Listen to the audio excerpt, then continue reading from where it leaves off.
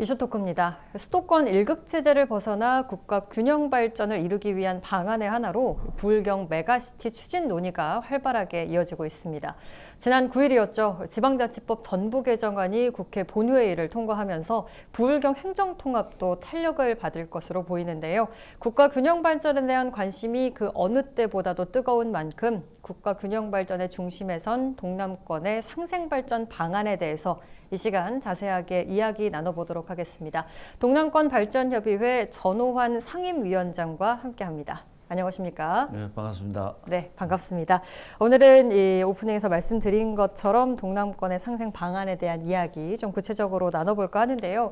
우선 수도권과 이 지역 간의 불균형이 사실 좀 완화가 돼야 하는데 갈수록 좀 더 심해지고 있고 계속 격차가 좀 벌어지고 있는 상황입니다. 인구 유출도 계속해서 이어지는 지방의 문제고요. 이러한 상황에서 이런 수도권 집중화 문제의 원인은 뭐라고 좀 보십니까? 글쎄, 왜 서울로 다 가는지, 네. 뭐 교육, 문화, 뭐 모든 이런 것들이 서울에 집중돼 있다 보니까 아마 그렇죠. 그러지 않겠습니까? 그래서 조금 전에 우리 말씀 주신 대로 이게 인구가 50% 넘었거든요. 네네. 대학도 지금 40% 이상이 서울에 있습니다. 상위 대학은 그 싹쓸이 서울에 있고, 그렇죠. 전 세계 이런 나라가 없어요. 수도권 집중돼 가면서. 그래서 정부의 정치가 잘못해서 그런 이유도 없잖아 있을 것 같기도 하고요. 그래서 이게 바르지 않으면 국가 균형 발전이 안 되면은 네. 나라의 미래가 없다. 다 지금 많은 사람이 공감하죠. 근데 서울에 있는 분들만 공감을 못하는 것 같습니다. 서울에 아무래도 집중되고 편리하기 때문에 좀 심각한 상황을 체감하지 못하는 거죠, 사실 수도권에 있기 때문에. 서울만 잘 살면 된다고 생각하는 것 같아요. 네, 수도권에 이렇게 대응하기 위해서 지방 분권을 좀 더 발전을 해야 된다라는 이야기들이 목소리가 좀 높습니다. 동남권 발전 협의회가 그렇기 때문에 출범을 했는데 이 민간이 주도하는 기구가 출범한 건 사실 이번이 처음이지 않습니까? 시민들이 한 것도 옛날에 이런 비슷한 것들이 많았습니다. 관이 주도도 했고 그다음에 상공인도 주도했는데 상위에서. 그렇죠. 근데 산학 관민이 이렇게 부울경 동수의 22분 공동위원장입니다. 일곱.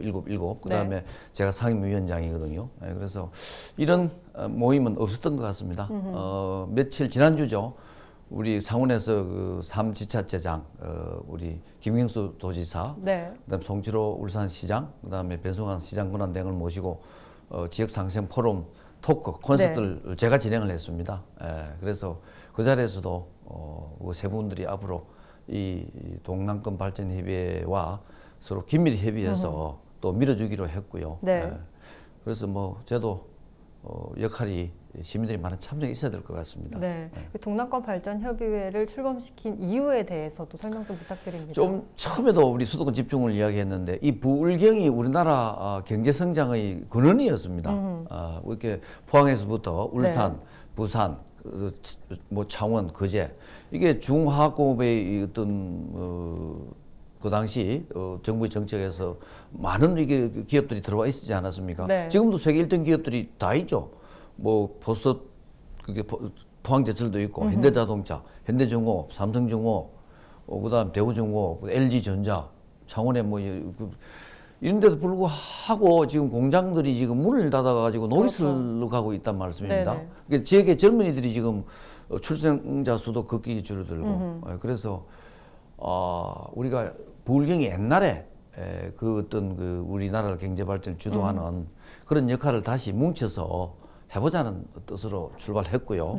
지금 김경수 지사께서도 하나의 행정으로 통합하자 그러잖아요. 그렇죠. 조금 전에 국회 지금 법도 지금 통과했고, 그래서 저희들의 목적은 한시적입니다. 동남권이 하나의 메가시티로 가든 행정 통합으로 가든 경제 공동체로 가야 된다.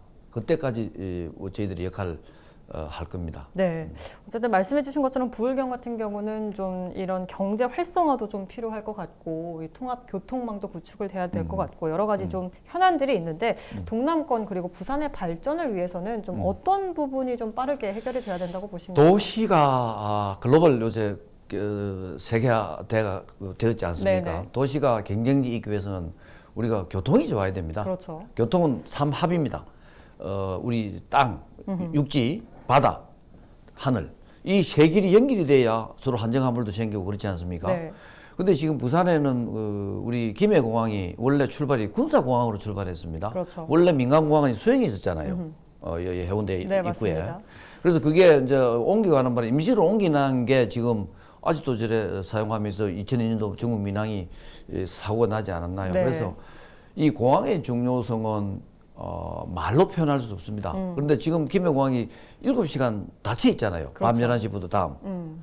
근데 얼마 전에 토론회 하면서 서울 사람들이 묻더라고요. 밤에 화물기는 뜨지 않습니까? 묻는데 아닙니다. 소음 때문에 밤 11시부터 7시까지 못 하잖아요. 그렇죠. 예. 그러니까 부산이 발전하기 위해서 지금 경기가 이렇게 안 좋고 일자리가 지금 많이 줄어든 원인이 첫째 요인이 공항이라고 생각합니다. 예. 고속도로를 만들어 놓고 7시간 자동차를 다니지 말라는 거 같은 거예요. 그렇죠. 그럼 고속도로 없는 시대에 우리나라 부산이 상상이나 됩니까? 안 되죠. 예. 네. 지금 컨테이너 부산항이 지금 다시 5위로 올라서 4위로 지금 올라가고 있잖아요. 그래서 공항만 되면은 우리 부산이 날개를 단 것처럼 다시 갈 수 있다 그렇게 생각을 합니다. 동남권 관문공항이 시급하게 좀 해결이 돼야 된다. 네네. 24시간 이동이 가능한 그리고 그런 하늘길이 안전하고 열려야 한다. 확장성도 있어야 되고 네. 지금 뭐 정부에서 지금 좀 좋은 방향으로 가고 있는데 이것도 또 정치용인지 선거용인지 아직 모르겠거든요. 네네. 그래서 저희들이 자꾸 목소리를 내고 네. 시민단체들도 지금 자꾸 성명서를 내고 하는 이유가 거기에 있습니다. 네. 연관해서 좀 질문을 드려보겠습니다. 사실 김해신공항 검증위원회가 이 김해신공항 확장하는 좀 근본적인 검토가 필요하다 이렇게 발표를 하면서 수도권 지역에서 주로 이거는 좀 이기주의적인 일이다. 이제 가덕도 신공항 이야기가 자꾸 이렇게 올라오니까 그런 이야기도 하고 또 부산의 보궐선거, 부산시장 보궐선거 때문에 경치적으로 이런 결론을 내린 거다라는 이런 비판들이 계속 쏟아져 나오고 있지 않습니까? 이런 움직임에 대해서는 좀 어떻게 생각을 하십니까? 안타까운 일입니다. 지금 서울에 있는 주요 일간지들이 그런 표현을 하는데 네네. 이걸 정치적으로 자꾸 바라봐서는 안 지역 균형 발전 차원에서 봐야 되거든요. 그렇죠. 근데 선거 있을 때마다 공약을 해왔잖아요. 국가 반값 등록금도 민주당에서 시작한 거 아닙니다. 이게 옛날에 지금 국민의힘의 그 전신인 자유한국당이었습니까? 네. 거기서 시작한 거거든요. 그래서 우리가 민주주의 꽃은 선거다. 선거 때 우리가 요구를 해야 되겠죠. 이 인천국제공항이 지금 4번째 활주로가 지금 건설되고 있습니다. 네. 2030년도에 완공이 됩니다. 터미널도 완공이 되고 그러면 92만 개의 신규 일자리가 창출된다 그래요. 네. 경제 유발 효과는 132조라 그러고요. 활주로 하나 더 만드는데 그래 됐다 이 말에 경제 효과 그래 되는데 왜 서울에만 공항이 활주로 4개 또 5개 발표했잖아요. 네. 그럼 1억 한 3천만 명이 서울을 통해서 오는데 세계 어느 나라에 가봐도 공항에 24시간 작동되는 공항이 한 군데 있는 곳은 우리나라뿐입니다. 독일을 가보십시오. 독일은 뭐 관문공항이 여러 개 있잖아요. 네네. 미국도 그렇고, 그다음에 영국도 그렇고 마찬가지란 말입니다. 만약에 사고가 났을 때도 대체 공항이 우리나라에 있어야 되지 않겠습니까? 그렇죠. 그걸 상해라든지 저 오사카 간사이 공항을 이용을 하는데 그것도 안 되는 이야기고 항구도 투포트로 가야죠. 쓰리포트도 좋고요. 동해, 남해, 서해. 지난번에 왜 우리 태풍이 왔을 때 북한 컨테이너가 쓰러졌잖아요. 네네. 그때 광양으로 다 배가 돌았거든요. 그래서 중요한 거는 투, 쓰리 시스템으로 가야 정상적으로 된다. 우리 눈도 2개지 않습니까? 귀도 네. 2개고. 예. 그래서 입이 하나는 말을 좀 작게 하라는 뜻인 것 같고요. 네. 예. 알겠습니다. 부울경 메가시티 조성과 관련해서도 아까 잠깐 이야기가 나왔는데 그렇다면 부울경 메가시티 구축을 위해서 좀 가장 먼저 필요한 사안은 어떤 거라고 보십니까? 우리 지자체 장들이 의지가 있어야 되겠죠. 이제 법의 기반을 마련했잖아요. 네. 예, 그래서 지금 지자체 장들이 지난주 토론을 할 때 가겠다. 행정 통합도 마다하지 않겠다. 울산 시민들은 조금 아직도 좀 설득을 하고 있다 그러더라고요. 네네네. 그래서 시민들이 왜 해야 되는지 깨쳐야 됩니다. 그래서 뭐 합치만 좋으냐. 네. 지금 다리 하나, 강 하나를 두고 지역이 달라서 서로가 막 사업이 안 되고 그런 것도 많이 있지 않나요? 그렇죠. 그래서 인구도 줄어들고 수도권에 대응하는 어떤 규모의 경제를 이루어야 된다. 그러기 위해서는 공항도 있어야 되고, 그 다음에 우리 부산에 있는 그 김해공항이 완전히 100% 그 군사공항을 놔둬서는 안 됩니다. 그래서 이전하면서 거기가 부울경 우리가 메가시티로 될 때 네. 어떤 미래의 어떤 벤처 스타트업이라든지 첨단 어떤 도시로 키우면은 좋지 않겠나 그런 생각을 해봅니다. 네, 시민들이 좀 공감하는 부분이 좀 필요하다라고 아까 살짝 이야기를 해주셨는데 사실 이런 논의가 있을 때 부울경 모든 주민들이 좀 참여해서 목소리를 내고 이런 좀 플랫폼이 만들어지면 좋을 것 같은데요. 이런 부분에 대해서는 혹시 생각해 보신 자꾸 부분이 이제 지금 있습니까? 이제 메가시티라는 용어가 나온 지 얼마 안 됐잖아요. 네네. 우리가 강력 경제권을 하자 통합하자는 말이 나오는데 메가시티라는 용어가 이제 익숙해 가는 것 같고 아직도 반대하는 사람이 있을 겁니다. 이게 네네. 민주주의거든요. 다양한 생각, 다양한 의견을 가지고 있기 때문에 설득을 해서 이게 또 하루아침에 되는 건 아니잖아요. 그렇죠. 간사이 이 강경연합도 시민 우리처럼 동남권 발전협의 이런 것들이 해가지고 9년 동안의 어떤 연구 끝에 됐거든요. 그렇죠. 그래서 우리도 그런 역할을 하겠다는 거고 지금부터 이제 시민의 공청회, 그다음에 참여, 설득, 뭐 그다음에 정치권의 어떤 뭐 여러 가지 또 협조 해 나가야 된다고 봅니다. 네, 알겠습니다. 지방자치법 개정안이 이제 무려 32년 만에 이제 전면 개편이 되면서 좀 지역 행정에도 좀 여러 가지 변화가 생길 것이다라는 이야기들도 많은데 그렇다면 앞으로 더 이렇게 국가가 좀 균형적으로 발전하기 위해서 법적이나 좀 제도적으로 보완돼야 될 부분은 어떤 부분이라고 법 보십니까? 내용이 아주 구체적으로 제가 들여다보지는 못했는데 큰 길은 열려 있다고 보고요. 지금 대구와 경북이 합친다고 선언했잖아요. 네네. 그다음에 강주하고 전남도 지금 합치겠다 그랬고 그래서 법이 얼마나 완벽하게 들어 있는지 모르겠는데 큰 우리가 이제 뭐 인구 100만 큰 뭐 합치는 거라든지 또 어떤 지원 정부의 재정 지원도 열어놨다고 봅니다. 네. 그래서 앞으로 점차 우리 동남권 발전협의회에서 전문가위원회를 구성해서 우리가 연구를 할 겁니다. 뭐 간사형이 좋은지 미국형이 좋은지 독일형이 좋은지 이런 식으로 해서 우리가 정부에도 건의하고 지자체 부울경 뭐 단체에도 건의를 하고 그렇게 할 생각입니다. 네. 자, 아까도 이야기가 잠깐 나오긴 했는데 수도권에도 좀 상위 대학들이 좀 몰리고 있고 지금 사실 지방에 있는 대학들은 위기다. 폐교되는 대학들도 참 많고요. 맞습니다.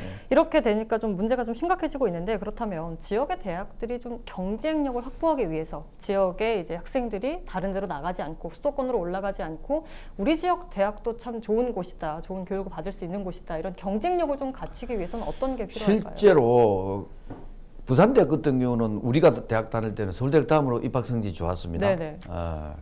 그리고 지금도 10대 기업의 CEO가 서울대, 연대, 고대 다음 5번째로 좋은 대학이라고요. 그런데 젊은이들이 서울에 있는 대학을 지금 가잖아요. 네. 중화일보 대학평가에서 작년에 상위 20개가 18개가 서울에 소재되어 있습니다. 네네. 부산대학이 18등을 했어요.